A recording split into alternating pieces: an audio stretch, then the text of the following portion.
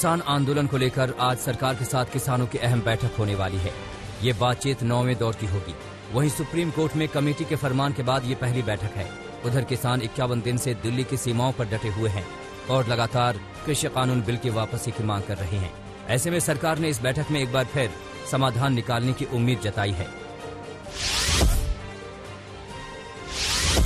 Supreme court के निर्णय के बाद में मैं सोचता हूँ अब उनके निर्णय को उनको मानना चाहिए और मैं किसान भाइयों से यही कहना चाहूँगा कि सुप्रीम कोर्ट ने जो कमेटी बनाई है वो निष्पक्ष कमेटी है। सरकार से 9वें दौर की बातचीत से पहले एक नया ट्विस्ट आया। सुप्रीम कोर्ट की ओर से बनाई गई कमेटी के एक सदस्य भूपेंद्र सिंह मान ने अपना नाम वापस ले लिया है। भूपेंद्र सिंह ने कहा कि वो किसानों के साथ हैं। वहीं बातचीत से पहले किसानों के तेवर सख्त हैं, जिन्होंने एक बार फिर कृषि कानून वापस न लिए जाने पर 26 जनवरी को लाल किले से इंडिया गेट तक ट्रैक्टर रैली की बात दोहराई है, जिसने सरकार की टेंशन बढ़ा दी है। हम तो अपना आंदोलन चला रहे, सरकार से हमारी डिमांड है कि बिल्लू को वापसी लो, उन्हीं से ही हमारी डिमांड रहेगी। किसान आंदोलन को लेकर कांग्रेस ने भी केंद्र सरकार को घेरने की तैयारी कर ली है। आज राहुल गांधी राजभवन घेराव कार्यक्रम में हिस्सा लेंगे, जिसका दिल्ली कांग्रेस की ओर से आयोजन किया गया है। 12 बजे ये घेराव किया जाएगा, जिसमें राहुल गांधी शामिल होने जा रहे हैं।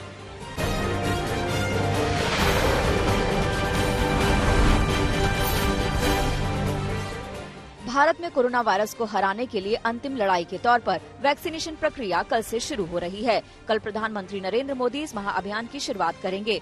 पीएम के कार्यक्रम के बाद 5000 से ज्यादा केंद्रों पर टीकाकरण किया जाएगा।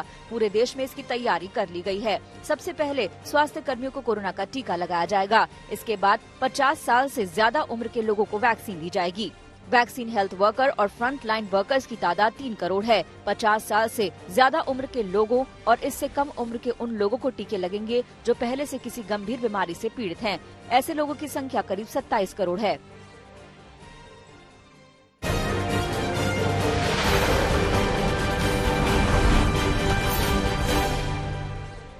अयोध्या में राम मंदिर के लिए आज से विश्व हिंदू परिषद का चंदा अभियान शुरू होने जा रहा है। पहला डोनेशन आज राष्ट्रपति रामनाथ कोविंद देंगे। आज 11 बजे राष्ट्रपति रामनाथ कोविंद से मिलने के लिए श्री राम जन्मभूमि तीर्थ क्षेत्र ट्रस्ट, विश्व हिंदू परिषद और राष्ट्रीय स्वयंसेवक संघ का एक प्रतिनिधिमंडल जाएगा। विश्व हिंदू परिषद के कार्याध्यक्ष आलोक कुमार ने कहा कि अभियान के लिए शुभकामना लेने के लिए प्रधानमंत्री नरेंद्र मोदी से भी समय मांगा गया है। जब समय मिल जाएगा तो उनसे मिलने के लिए भी प्रतिनिधिमंडल जाएगा। इसके साथ ही दूसरे प्रमुख लोगों से भी मिलने की योजना है।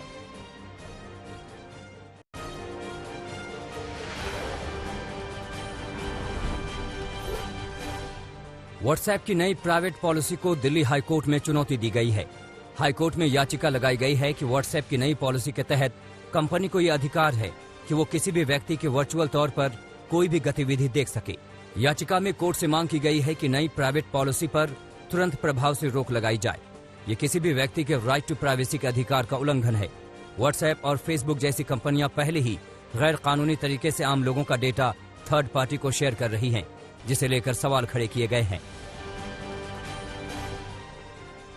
Indian air force chief air chief marshal RKS Bhadauria ने कहा है कि तेजस फाइटर जेट चीन और पाकिस्तान के ज्वाइंट वेंचर में बने JF-17 से हाईटेक और बेहतर है। लाइट कॉम्बैट एयरक्राफ्ट तेजस के आने से 4 स्क्वाड्रन में इजाफा होगा। अभी 2 स्क्वाड्रन हैं और 83 नए तेजस के शामिल होने के बाद ये बढ़कर 6 हो जाएंगे, जिनकी तैनाती फ्रंट लाइन पर होगी। चीन और पाकिस्तान की बढ़ती गुस्ताखियों के बीच भारत ने 83 तेजस विमान खरीदने का ऐलान किया था। दिल्ली समेत देश के मैदानी इलाकों में ठंड का कहर जारी है, जहां भारी कोहरे ने लोगों की मुसीबत बढ़ा रखी है। सुबह के वक्त दिल्ली के अलग अलग इलाकों में तापमान में अच्छी खासी गिरावट दर्ज की जा रही है। मौसम विभाग की माने तो अगले 2 से 3 दिन तक इसी तरह का मौसम बना रहेगा। वहीं तापमान में गिरावट भी आ सकती है। दिल्ली सरकार ने राज्य में शिक्षकों को बर्ड फ्लू की निगरानी ड्यूटी से मुक्त करने के निर्देश जारी किए हैं।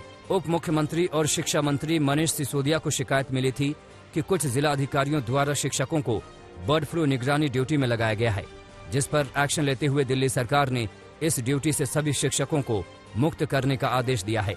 इसके साथ ही सभी डीएम को निर्देश दिया गया है कि बिना इजाजत शिक्षकों को इस तरह की ड्यूटी पर न लगाएं।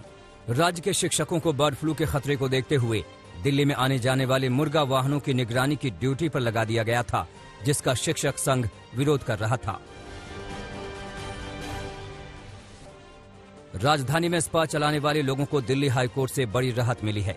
मार्च में लॉकडाउन के बाद से ही बंद स्पा को दोबारा खोलने की दिल्ली हाईकोर्ट ने इजाजत दे दी है। लगातार स्पा के महीनों से बंद होने के कारण स्पा चलाने वाले लोगों को आर्थिक संकट का सामना करना पड़ रहा है। स्पा चलाने के दौरान इनके मालिकों को दिल्ली सरकार की तरफ से जारी की गई गाइडलाइंस का पालन करना होगा, जिसमें यहां काम करने वाले कर्मचारियों का हर 2 हफ्ते के बाद कोरोना टेस्ट कराना जरूरी होगा। इसके अलावा स्पा में सेवा लेने वाले व्यक्तियों को भी ये लिखित में देना होगा कि वो फिलहाल कोरोना से ग्रसित नहीं हैं और न ही हाल में कोरोना से ग्रसित हुए हैं।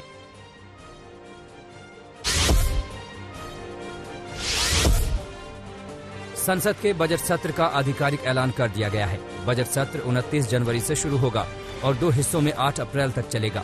बजट सत्र का पहला चरण 29 जनवरी से शुरू होगा और 15 फरवरी तक चलेगा, जबकि दूसरा हिस्सा 8 मार्च से 8 अप्रैल तक चलेगा। इस दौरान 1 फरवरी को संसद में आम बजट पेश किया जाएगा। राष्ट्रपति रामनाथ कोविंद 29 जनवरी को सुबह 11 बजे संसद के दोनों सदनों लोकसभा और राज्यसभा की संयुक्त बैठक को संबोधित करेंगे। संसदीय मामलों की मंत्रिमंडलीय समिति ने 29 जनवरी से बजट सत्र की सिफारिश की थी। सत्र के दौरान कोरोना वायरस से जुड़े सभी प्रोटोकॉल का पालन किया जाएगा।